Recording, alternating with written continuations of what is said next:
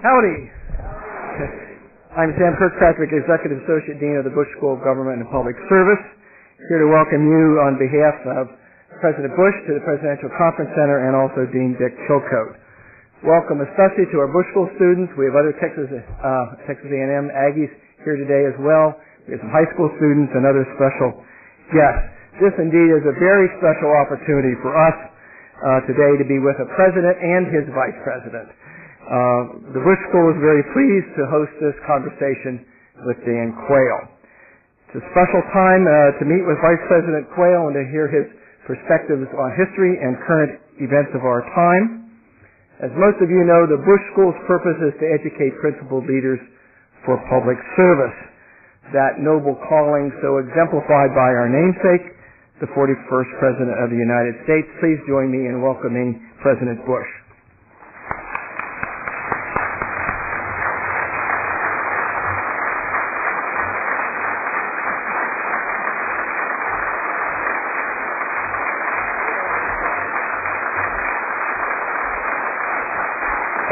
Thank you all. Please be seated. Thank you very much. A warm welcome. I'm glad to see so many guys here that go to school up here. Reminds me of how I'd always tried to find any excuse for going to class. So here you are, and it's wonderful. I want to thank Sam Kirkpatrick for kind of moderating and running this show. I want to introduce one person. Corinne, where's Corinne? Right here. Corinne Quayle, now Corinne Berger, but this is one of the beautiful daughters of the Vice President. Stand up so you can see it. Atta girl. We're so thrilled you came over with your dad. For Barbara and me, this is a real pleasure. Welcoming to a special place in our lives a man who holds a special place in our lives. Dan Quayle served very ably as Vice President during a time of historic transformation of our world. He helped our team manage delicate process that led to freedom's victory in the Cold War without conflict between the superpowers.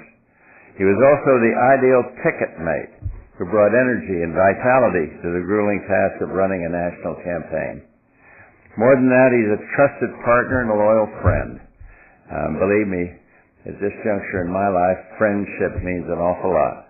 He is one of the reasons why I always felt blessed as president to have such strong men and women of divergent views who would argue like heck to have their point of view heard. But once the president made his decision, the team came together and executed beautifully. Whatever the historians will say of our 4 years together, I think our administration did it with honor, and certainly our Vice President did it with honor. We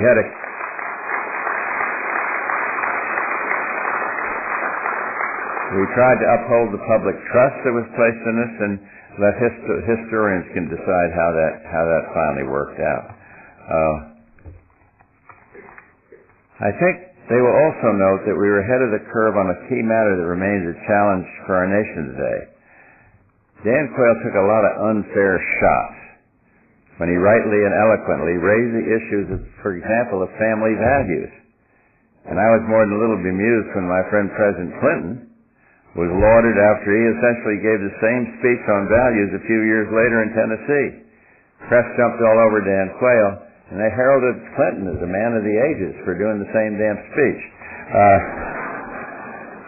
But don't get me or Dan going on the national media. I've got to get over this. I really do. But I invited Dan to be a charter member of Press Bashers Anonymous, my favorite group, but he declined on that. But anyway, it's a very helpful outlet for me now at this stage in my life to yell at the press. They did it with me for years, and now I get great satisfaction. But anyway, enough of that. I was proud to call Dan Quayle my Vice President, and now it's my pleasure, and I mean real pleasure, to introduce him to all of you today. He's going to take some questions, and so don't be embarrassed to get up there, and you can handle tough ones, so give it your best shot. but we are blessed to have him here at this school that means so much to me and to all of you. Thank you very much. Vice President Dan Quayle.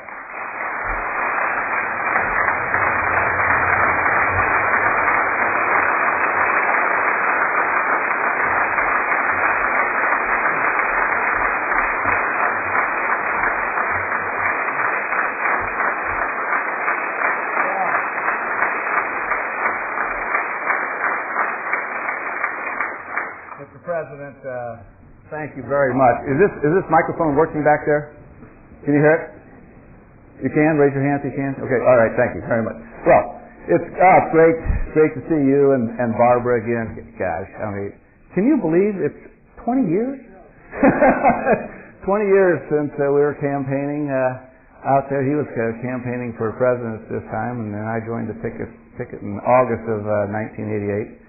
But it's just such an honor for me to be here and to speak to the George Bush Center here with the students of Texas A&M.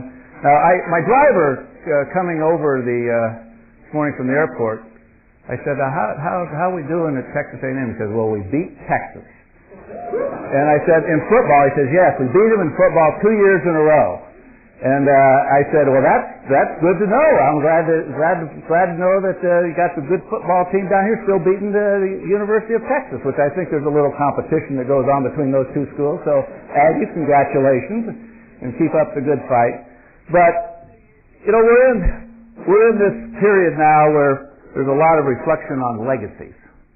The legacy of Kennedy, the legacy of Nixon, Reagan. President Bush. There'll be a discussion after this President Bush leaves office. But you look at the 4 years of accomplishment of President Bush. I call him 41. The person I had the honor of serving. We just think for a moment on what happened just 4 short years. With the Berlin Wall coming down, and Germany reunited. After all those years of division, we had all these speeches and discussion about democracy and freedom in the Soviet Union. And your friend, Mr. Gorbachev and Boris Yeltsin, who really brought democracy and freedom into Russia. And the Soviet Union is past tense, and all the new states that were created, the Caucasus states, the freedom in the Ukraine today, the debate we're having about Ukraine, and whether it's going to be a member of NATO, Georgia, which is independent, Shevardnadze, who was the foreign minister of the Soviet Union at that time, was the president of Georgia for a while. And the democracy and freedom that was in Latin America, I mean, we only had one exception in Latin America when you were president, and that was Cuba. Cuba's still there. Cuba's still a problem and a real challenge. But we have other challenges now. You got Venezuela, you got Bolivia, you got some of the other countries there, how this is going to go. Apartheid. We used to discuss apartheid, whether we have sanctions or not. Eliminated. Ended. And much of the work he did with de Klerk and others just to push him forward and sort of that. Although a lot of this was done in the back room. I mean, it was done in the Oval Office. It was done in meetings that he'd have in Moscow or London or wherever it may be. And you didn't read a lot about it. But you know what? It all happened. It all occurred.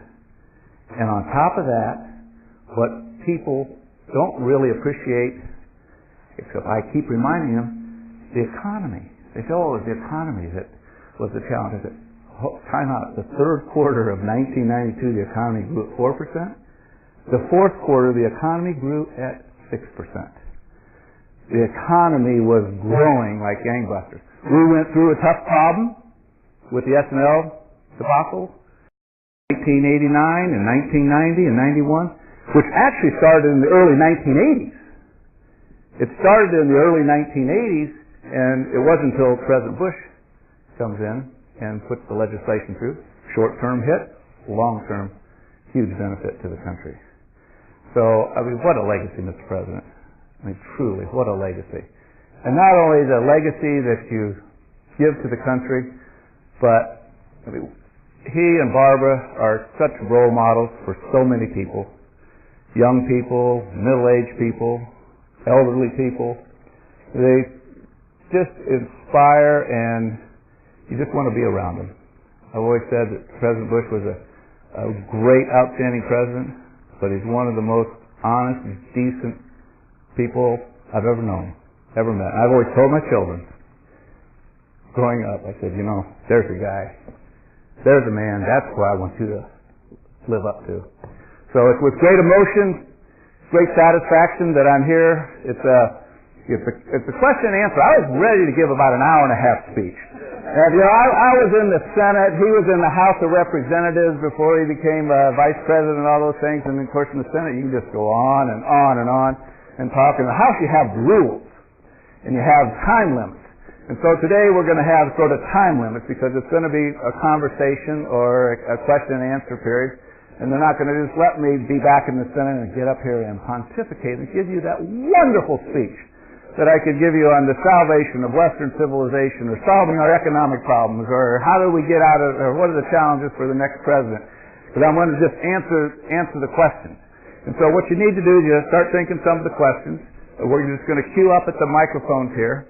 I'll tell you a little bit what I've been doing since I got out of politics, which was basically in 1999 when I was thinking about trying to run for president. Then there was another George Bush that decided he wanted to run for president. And guess what?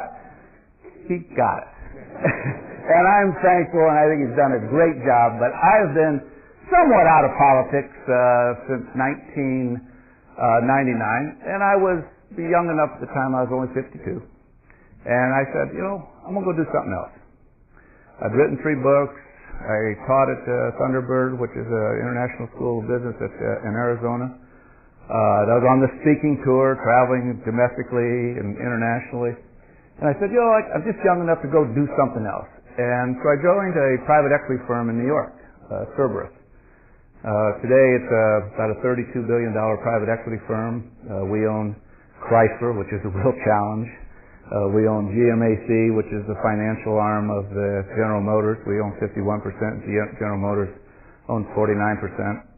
I do a lot of international travel. I go to Japan and China now. We just open up offices about 6 times a year. I go to Europe a couple times a year. I live in Phoenix, but I go to New York probably at least once or twice a month, depending on my international schedule. As a matter of fact, this afternoon I'm leaving to go and have a dinner I have to attend in New York tonight. So I travel all over the world, more on economic matters, but obviously you meet heads of state and see people in the finance ministry or the foreign ministry that still want to know what's going on in America and how the United States is doing. So with all that travel, I get the question every once in a while, I said, what do you really miss about being vice president? Obviously, working with President Bush, I miss. But what I really miss is that darn airplane. That Air Force Two is a pretty nice perk as being vice president. But there's a lot of challenges going on in the world. In Asia, Japan, we have a very good relationship with. But China, where you were I guess it wasn't an ambassador at that time, but our general counsel to China. And look at China, the trade in China today is 10 times what it was in 1992. And a growing, military, what are they going to do? They got some internal issues. Look at the Tibet situation. It's a new challenge for America. The next president will have that challenge. Russia's changing. Not like what, we made the transition. What's going to happen to Putin? The Middle East, talk about money. Look at the Middle East, and if you heard anything about these sovereign wealth funds, these are government funds that have billions, trillions of dollars. And with assets being low here in the United States and the dollar very weak, very attractive for foreigners to make a very good investment because they know darn well that the United States will come back and they can make a very good acquisition now, and they're trying to do it.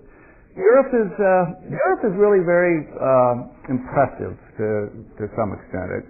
You have a collection of 20-some nations in the European Union, and they have a common currency, although Great Britain still has the pound. I don't think they'll ever get rid of the pound. Of course, if your dear friend Margaret Thatcher would have anything to say about it, they wouldn't even probably be, well, they'd be in the European Union, maybe, but she had a very definite nationalistic viewpoint of what the United Kingdom was all about, and she was a great lady and very good for her country. But the European Union has really come along quite a bit. So we've got challenges here, so you just sort of think of the questions. But before I get into the questions, I just want to say this. I'm really delighted to see so many students here, and perhaps it's, as I said, it's better to come here, more fun to come here than to attend class. But let me be serious for just a second.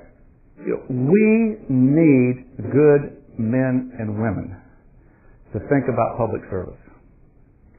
And I'd say on both parties.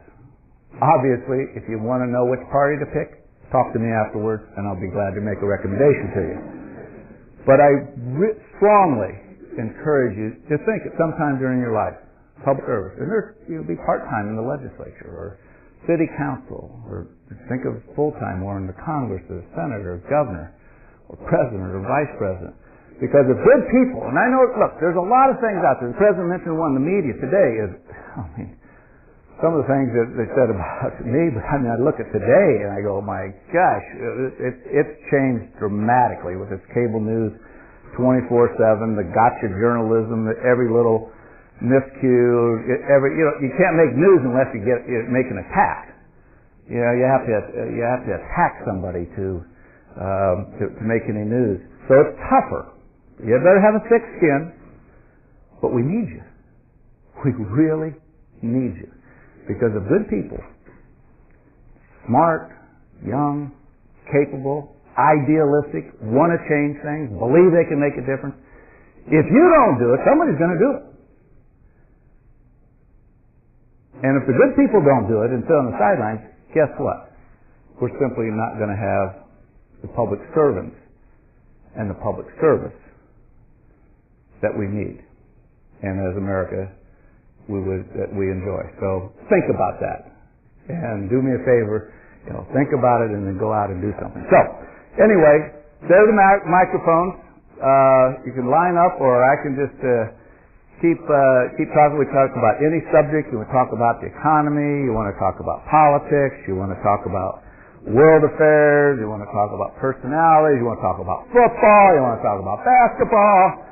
You want to talk about grades. You want to talk about professors. You want to talk about whatever the case may be. So just have at it. Go to the microphone. We're going to queue up here for an hour or so. And now these are questions now. These are all questions. So, all right, go ahead. I'm Mike Rathbone. Yeah. Is this on? Okay. I'm Mike Rathbone from St. Joseph's School. And what do you think is the current status of America's respect for life from conception until natural death?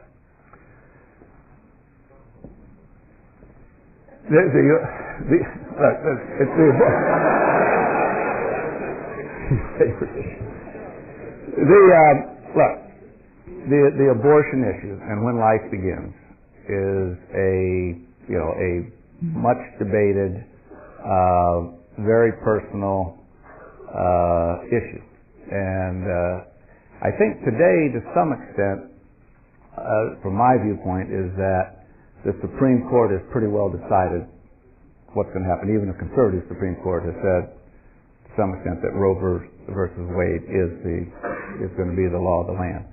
I mean, my viewpoint has been throughout public life is that I've always thought that life began at conception. I know people that disagree with that. That's always been my belief. And on that issue, it's an important issue. And some people, I used to get the lecture from Margaret Thatcher. I'm sure the president did too.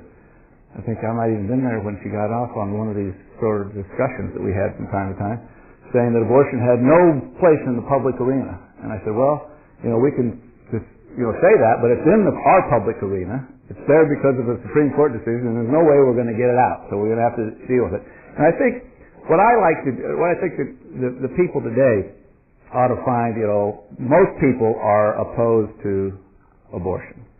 And so the goal's got to be, whether my personal viewpoint is that life does begin at conception, but try to find some common ground to see the number of abortions reduced. And adoption is a great alternative. I have a brother and sister, twins, that are 10 years younger than me that are adopted. They were born in 1958. I don't know what the decision of the mother would have been if they were born in 1978. But thank God that they're here. And I think that's something we ought to all think about, some common ground and things that we can move to reduce the number of abortions, because I think most people are very much opposed to. Yeah. Hi, my name is Zachary Johnson, council member class 2009. I just want to know, what were your views on the current three presidential candidates, and what do you think they should do with the war in Iraq, their stance that they should stand on? Well, let me take our guy first. With Senator McCain, you have a person that both the President and I, and Barbara as well, have known for a long time. I think you probably all know his biography. His 5 years, and as he calls it, a guest in the Hanoi Hilton. His public service in the Congress, in the Senate. Somebody who is fiercely independent, believes very strongly in his ideas.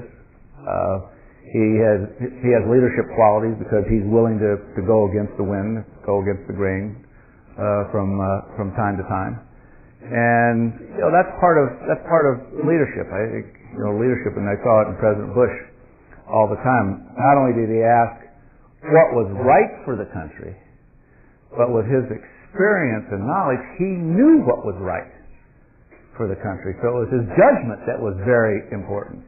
And that's what should come down to on these presidential candidates, is their judgment. And how are they going to function as President of the United States, Chief Executive Officer of the United States, however you put it in a different terminology. McCain, on the Iraq War, we know pretty much where he stands. He supported the surge. He believes that we can bring freedom and democracy into Iraq. He believes that is a defining moment, that if it's executed properly, handled correctly, deal with all the political, ethnic challenges that we have in Iraq, and believe me, you think our country's complicated. I mean, it's just, try to figure out the Sunnis, the Shiites, even now you're seeing the fighting within the Shiite community. You got Iran over there, which is Shiite, and they'd love nothing more to be able to get the right Shiites in power in Baghdad, and then you have the potential alliance between Baghdad and Tehran, which is not in the United States' best interest, nor in the interest of peace, nor in anyone's interest except perhaps Tehran and some of the Shiites in Baghdad. I mean, John McCain will stay the course. I think you're going to hear this a lot in the campaign. Well, we're going to be in Iraq for another 100 years.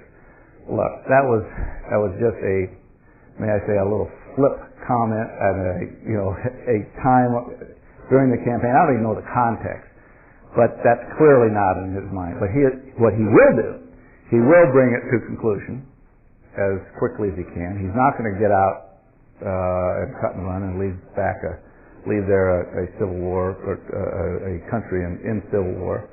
Too many people have sacrificed their life over there.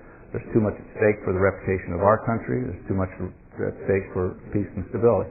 So we have a pretty clear picture of what McCain will do. On the other side, have less insight exactly what they will do. First of all, I don't think we know what either one would do, whether it's Barack Obama or Hillary Clinton, once they become president. Because the Democratic Party today, there is a very large segment of anti-Iraq. They were opposed to Iraq from the very beginning, and therefore to assuage that particular group to get the nominations, they've got to go pretty far to the left on this issue. I'm going to get out. I'm going to set deadlines. This is going to happen. That's not necessarily going to happen. They're saying this. These are stated goals. I can already give their press conference, if one of them gets in, that they'll say, well, things are different than what I thought during the campaign. But on the other hand, they will be more aggressive in trying to get a clear exit strategy. I think John McCain is so personally involved in the war and supporting of this administration that he's part of that, and he will want to see it to conclusion and to make sure that victory is there.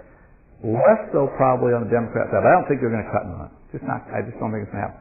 But quicker. And they run huge risks if they do it too quickly. And that risk is what I just described as a civil war in Iraq, Iran being able to have undue influence or even having a partnership with the two. That's the risk that they have because they've made these statements.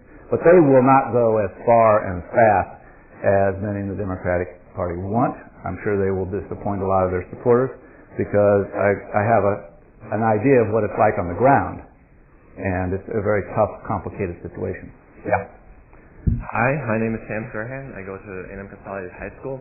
As George W. Bush's second term comes to a close, looking back on these 7.5 years, and I know hindsight is 20/20, but if you had been vice president, what would you have done the same, and what would you have done differently to Dick Cheney?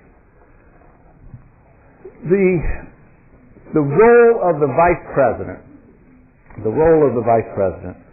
is one of a couple things. First of all, let me say this. You need to be perfectly prepared to be president in case something happens.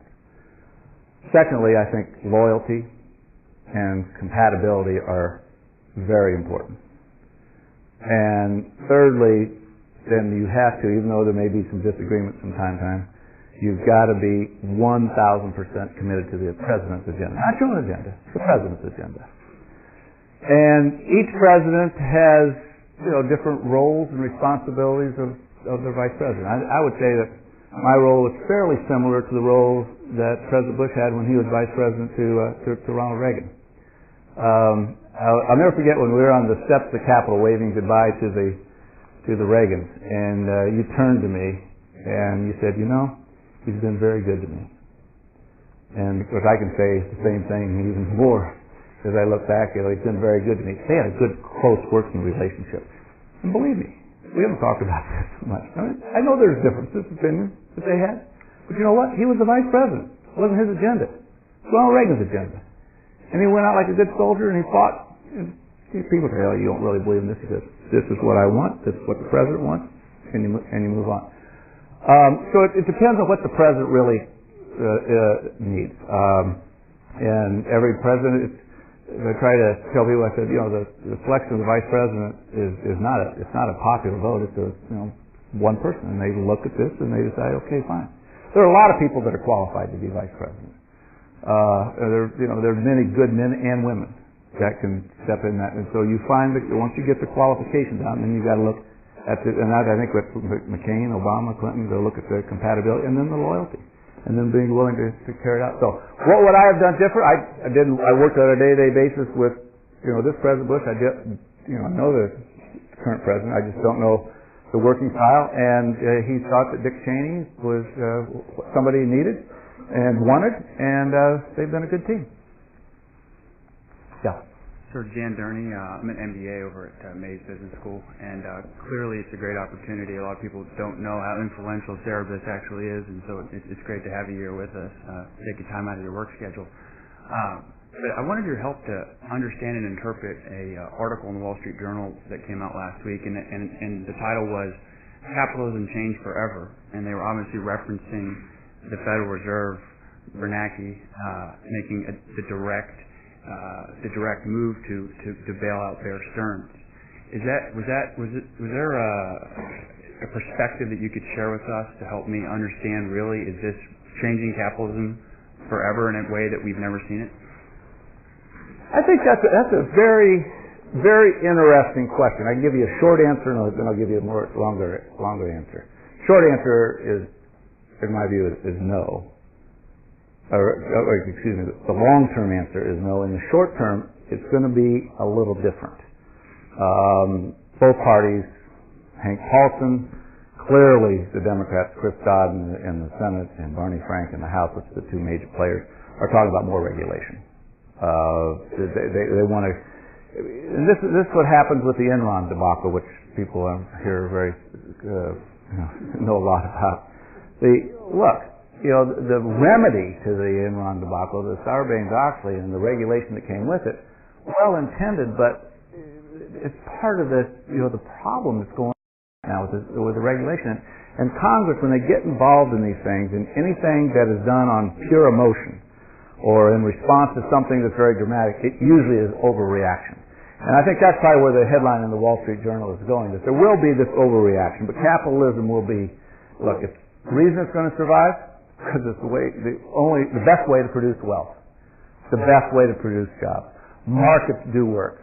And all three of the candidates have said that they're for the free market. They believe in the market. Now, there's nuances to that. On the Democrat side, they're questioning some of the trade agreements, which I think they'll change their attitude when they get in power. On the Republican side, they're pretty much free trade. McCain's very much a free trader.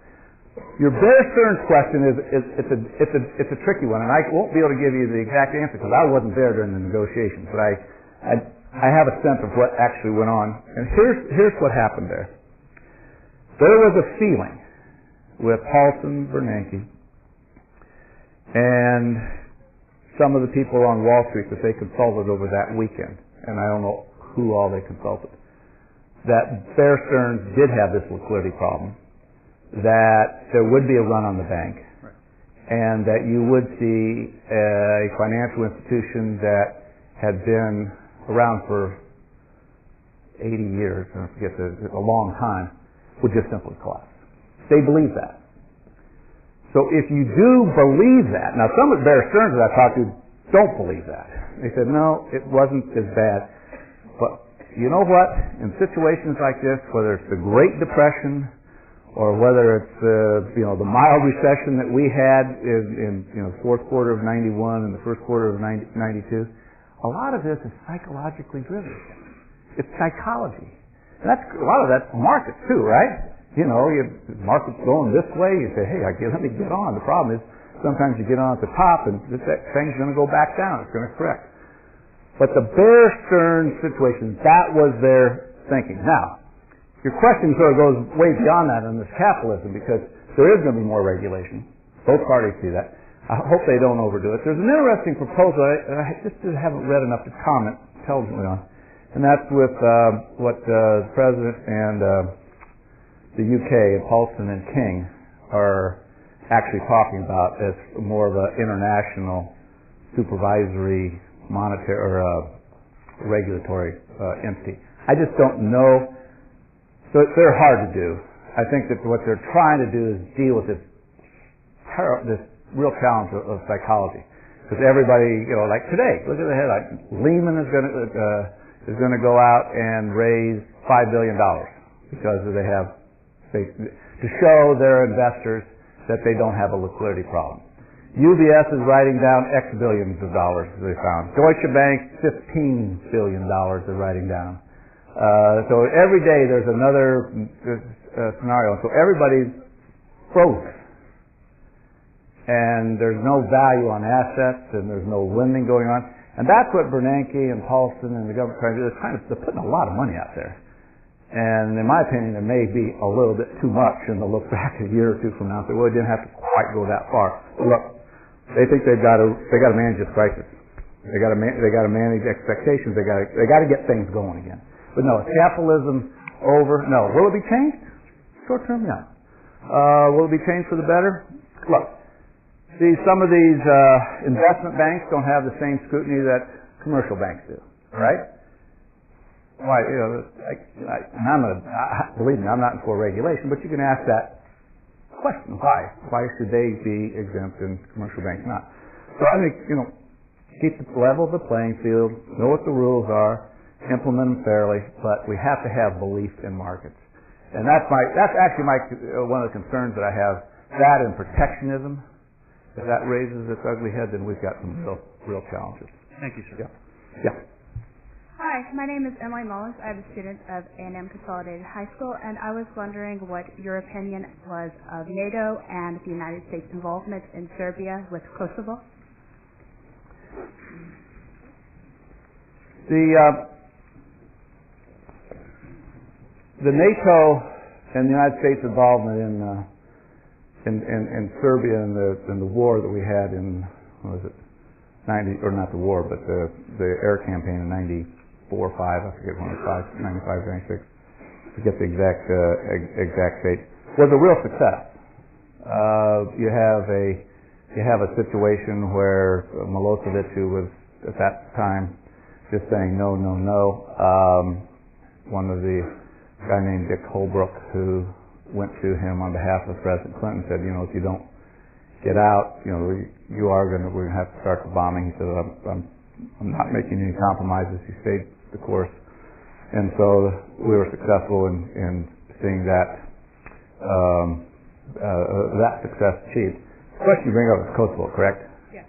That is a trickier one. Personally speaking, I am for it. That's my personal viewpoint because the people in Kosovo are for it. But Kosovo has always been a long-time part of Serbia, and the Russians you have over there obviously don't like it. There's an issue that we discussed many times is the breakup of the former Yugoslavia. As long as it's managed correctly, I think we'll be okay. And NATO can be a big help. Europe can be a big help. You've got to talk to the Russians. You've got to talk to the Serbians. There'll be border clashes and territories and all the things that go along when you have this sort of independence. But Kosovo has historically been independent. They want their independence now. And from a personal viewpoint, I would support that. But it's got to be managed very, very carefully. Yeah. Howdy, Mr. Vice President. Thank you very much for joining us today and taking this time to speak with us. My name is Daniel Nickerson, and I'm a first-year MPSA student at the Bush School. And I had a question. You had mentioned you had some presidential ambitions back in 2000 before President George W. Bush ran and was elected. And I would like to hear any presidential initiatives that you would have liked to have passed were your bid a success. Well, the economy would be growing at 10%. There'd be no war anywhere. There'd be peace and harmony and utopia if I had been president. But it didn't work out that way. I didn't get the chance, so maybe. But as president, any president, there's two issues. It's the economy and the war and peace issue. And those are the two issues. In the economy, you can take it define it as narrowly or broadly as you want to. You can get into environment, healthcare, education, which is clearly part of the economy, a very important part of the economy. Talk about taxes, regulatory, fiscal policies, things of that sort. But fundamentally, strong in defense, belief in markets, tax cuts, appropriate tax cuts do work, provide the right incentives, and believing in people, and not believing in government, but people. The self-initiative, the entrepreneurship, having incentives, going out and working and having a better tomorrow, providing for your family.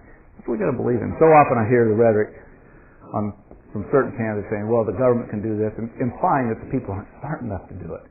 American people are very smart, a lot smarter than some of the elites think they are. Yes. Hi, my name is Sarah Hall, and I'm a senior at A&M Consolidated High School. And I was just wondering what your suggestion would be to remedy socioeconomic inconsistencies in relation to education.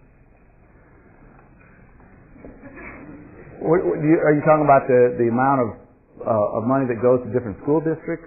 Yes, just based on socioeconomic inequalities throughout the country. Well, let me just approach that in a broad sense. One, I think you have to have an empowerment idea that you want to empower people, you want to empower families, you want better jobs, better wages, a better future.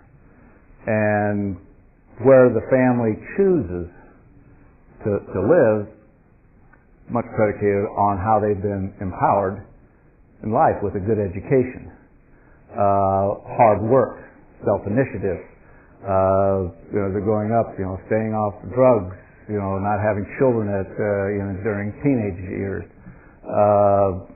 getting married, having a family. Believe me, there's a lot of incentives there. And so it's up to the individual. And then where they decide to live in that public school district is going to be what they're going to go to. When I was growing up, I went to public schools up through high school. My children went to public schools until I was elected vice president. I'm a big believer in the public school system. But I also think the public school system's got a lot of challenges. And you really have to put the children first, put the students first. You know, you ought to go to a debate, and you can do it in Austin or any state capital. And when an education bill comes up, listen to the debate that goes on. And it's more about political power, territory, has nothing to do, in my view, of quality education. Money is important, but money's not the only thing. You got to look at, how do you reward good teachers? How do you get good teachers to go there in the first place? There's this wonderful program, I think it's called Teach America, that they have these college graduates that after college they go out for 2 years, or 3 years, 2 years, and they go to the inner cities or go to places where they really need teachers, and they teach for 2 years. That's a wonderful program. And they've done a tremendous thing. Barbara Bush on her literacy program. Because, if you can't read and write and, have a comprehension of what's going on, how are you going to get a good job? I mean, you're disqualified automatically. And that's where the problem about just empowering people, and then you'll solve some of the imbalances that you see in the financial structure. All right, thank you. Yeah. Hi, sir. I also want to thank you for being here today. We really appreciate it. My name is Beth Taylor, and I'm a second-year student about to wrap up my master's in public service and administration here at the Bush Good School. for you. And you've been involved in administrative and in public elected official positions, and I kind of wanted to see, in your experience, could you comment on the differences of those sort of roles and some of the benefits and challenges? Okay, being an elected official depends on where you are. Like in Congress, you debate bills, you argue, you write bills, the president signs them, and then the president is in charge of administering them. And in both areas, you need really qualified people, not only at the elected level, but at the administrative and the bureaucratic level. And you need to be able, I've always been for trying to open that system up a little bit more, because it's amazing at the point of power that you had as president of something like, 1% of the bureaucracy, or maybe even less. It's a very, very small number of people that the president can appoint to really implement his policy. And I'm not saying go back to the spoil system of the Jackson era, where you just, it's all patronage, but there's got to be some sort of a compromise where the president can have a little bit more influence within the bureaucracies to get his views, really get his programs implemented. Because one of the differences, and this wasn't a question, but I'll tell you, one of the differences between the business world and the world of politics and public policy is this.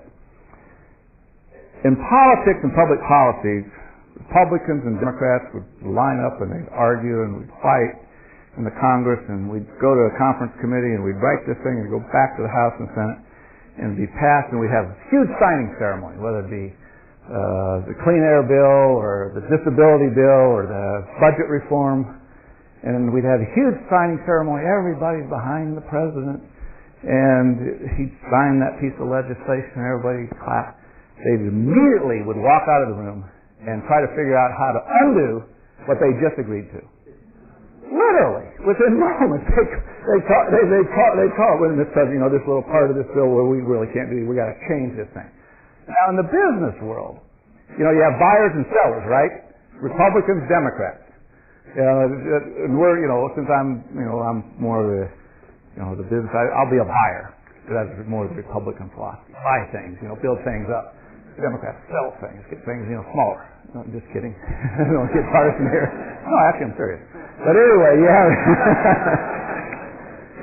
have the buyer and the seller, and they argue, and you got lawyers and accountants and people on both sides. You're up all night, it's like Congress. And all of a sudden, you get this thing, and everybody's worrying. So you end up, we sign the contract.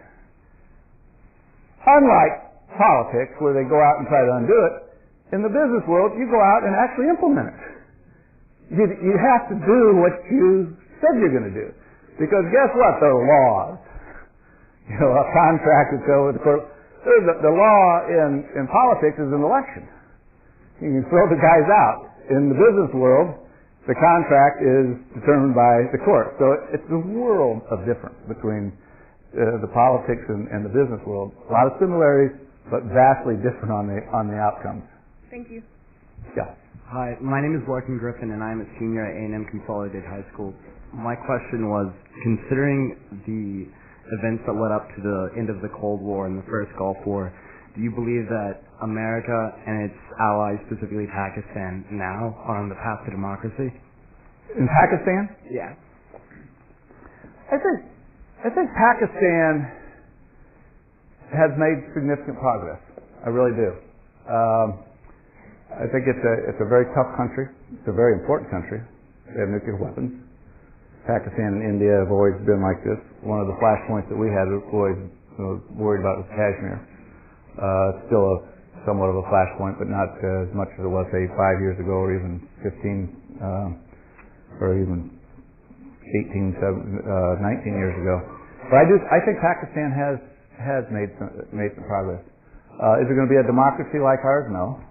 Is there a peaceful change of power? It looks like they're moving along in that direction. We'll see what the final outcome is going to be. But they actually, they have elections, and they have the power sometimes to postpone and do all sorts of things. But just to have democracy like ours overnight is not going to happen.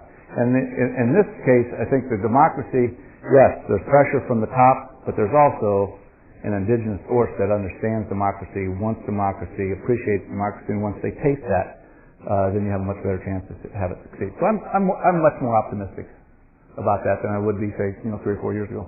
Thank you. Yeah. Hello, I'm Patrick Molitor. I'm an Aggie here. My question involves, I'm a service member, I'm a veteran, and thank you for your service. Happily served, and I've enjoyed serving. I've continued to serve. I've re-enlisted. How do you foresee the change as the role of service members now and in the future changing? I mean, it's dramatically changed. I've been in 8 years, and it's changed just dramatically in the 8 years I've been, but where do you foresee it going? We had a discussion about this on the airplane.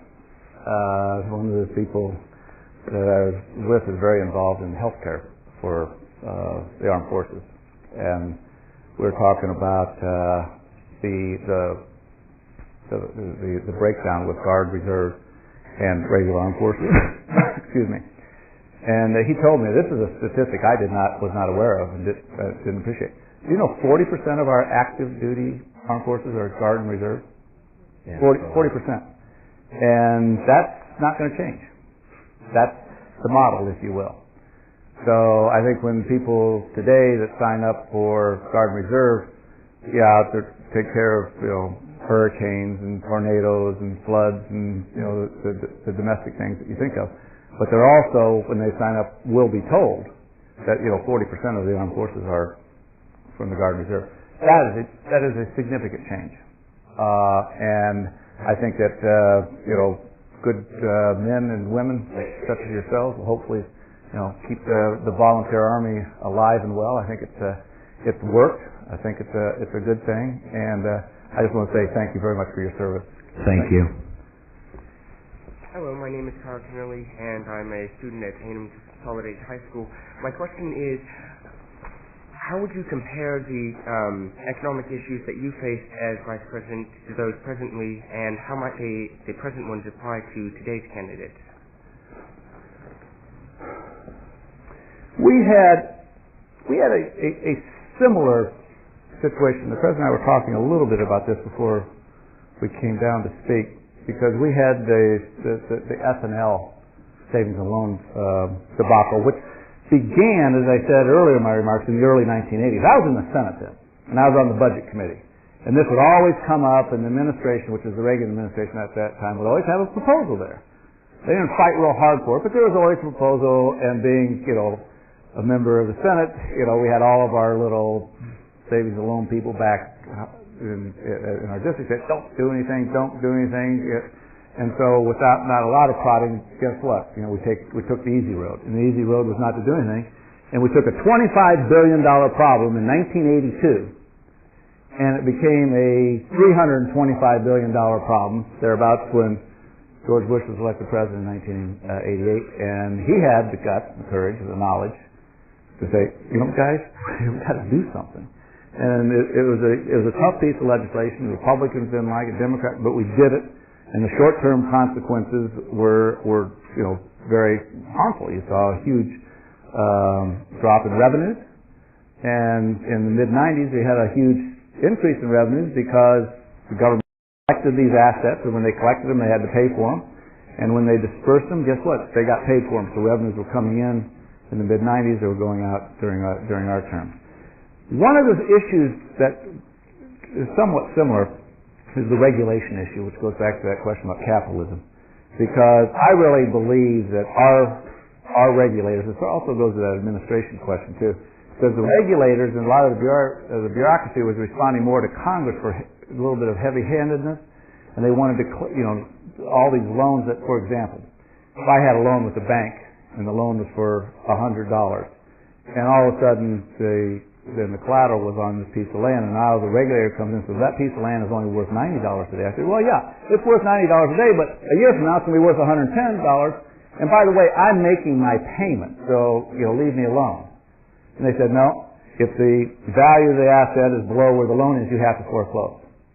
And we had a lot of our friends that were foreclosed on this. Now, what's happening today? You have a situation where the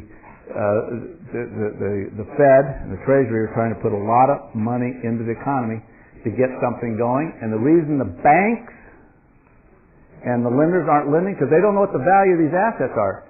For example, the accountants now come in because the Sarbanes-Oxley and say you have to book this on your balance sheet at market value. Well, it's the same analogy. What's the market value? The market value today for assets is probably, particularly homes and real estate, is pretty low, right? Well, I'm only going to loan you a very small amount, or, oh, by the way, your loan is way up here and I have to mark it for the accountant, I'm foreclosing. And that's what's going on. A lot of similarities. Look, accounting is a very complicated profession. I don't know how many accountants we have in here. Well, whether you mark to market or you mark to a model or however you do this, but the accountants they used to have a lot of flexibility. Now they're sort of scared after the Arthur Andersen thing, and they're forcing everything to be marked to market. Well, nobody knows what the value is today. So there's similar parallels. Now, the answer, I think our answer was, look, trust the markets. You know, the markets will respond, the markets will produce the wealth, the markets will produce the revenues, and I think that's the same philosophy that you have today. And we'll get through this. I'm not one of those people that believes that everything's, you know, going to hell in a handbasket. I think America's a lot stronger than we're being told. In a presidential campaign, all the negative comments get amplified, you know, ad nauseum over and over again. But we're still fundamentally a very strong country and the best in the world. Yeah. I'm a first-year student at Bush School. You acknowledged that part of 41's legacy was helping bring down the Berlin Wall and reuniting Europe. Now, under a different Bush, a wall is being put up, essentially dividing North America. What do you think the legacy of the border wall will be, and how will it reflect on President 43? I think President 43 on immigration, he's been very pro-immigration. He understands the benefits of immigration. He understands that we all came from somewhere. You know, whether we come from south of the border, north of the border, west of the border, east of the border, we all come from somewhere. And it is a melting pot, and it's a strength. And it's a very interesting, you know, I get this question a lot, particularly when I go to Japan, because they have a very difficult time understanding how we can have all these different ethnicities, different races, different, you know, people from different parts of the world coming in, all Americans. And they got a huge demographic problem in Japan. I don't know how they're going to deal with it, because it's going to have to come through immigration, because their birth rate is quite low. And for the first time, I don't know if you know this or not, the first time last year Japan actually lost population. And so unless they do something, they will go in the next 50 years from 137 million people down to 90 million. Now, they won't let that happen, But there's only a couple of ways that they can deal with that. And one is to have more children born, which it does seem to be happening, or some sort of an immigration thing. But the wall, look, that wall, I'm not sure that thing is ever going to get built, to be very honest with you. And I think that there's strong emotions on both sides. But I think this president has been very pro-immigration and understands the importance of it. Now, look, you have to have border security. You can't just have, encourage, illegal immigration. Nobody's for illegal immigration. Now, you're going to round up the 12 million or 13 million people that are here and send home? That's nonsense. This is not going to happen, okay? You got to take a practical approach here, secure the border, find out, where these people are, whether it's, there's all sorts of names for them, path, roadmap, or whatever it is to the citizenship. I mean, there's things to do. It's a very emotional issue, and we have, you have the sort of the left and the right, the right, the far right in my party. They don't want any, immigration. Whoa, hang on here. Then you got, a lot of the labor unions in the far left, Ralph Nader, they're taking our jobs away. So, and guess what gets the publicity? The two extremes get the publicity.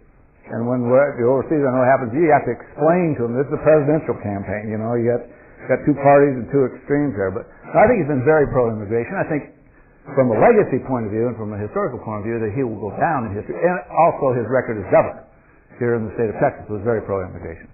Thank you. Yeah. Sir, I would like to first thank you for taking the time to speak to us today. My name is Rohan Shetty. I'm a senior in A&M Consolidated. And my question was, what is your opinion on the possibility of some European nations boycotting the opening ceremonies in the Beijing Summer Olympics due to the situation in Tibet? And do you think America should follow suit to show support for free Tibet?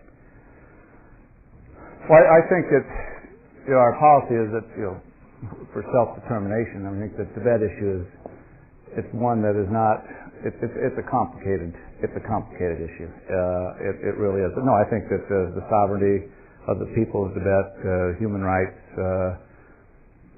democratic values. I think this is what what we all aspire to. Now, China, they're finding out. They're dealing with the international press on this. They're dealing with international public opinion.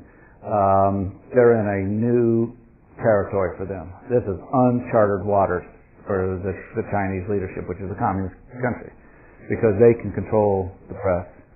Actually, that's not a bad idea. Just kidding. Not what I am kidding about. But they do have control of the press. Now they're going to have to respond. Sarkozy and a couple other European leaders have suggested that if things get worse in Tibet, that they would consider, I noticed this time around, boycotting the opening ceremony, not boycotting the Olympics. I think probably whether that happens or doesn't happen depends on what happens in Tibet. What we should do, I'm going to leave that up to 43. I'll let him make the decision. But look, the Olympics are a wonderful opportunity to bring people together, sporting events from all over the world. It's also a time when you can, have your political declarations and things of that sort. But I think the Chinese are very sensitive to it. I think they're going to do as much as they can to keep it down and try to cooperate with Tibet. I noticed the other day they made some offer to change some things. That's positive, and that's what diplomacy and politics are all about. My guess is, one, that there will not be a boycott of the Olympics, and two, boycotting their opening ceremony unless there is some significant event that would trigger that probably won't happen either. I think we're going to have to stop to keep the Vice President on schedule. These have been great questions. They really have. Very attentive audience. We appreciate all of you being here today. Please join me in thanking Dan Quayle and President Bush for joining us today. Thanks. They're good questions. They were. These are really good questions.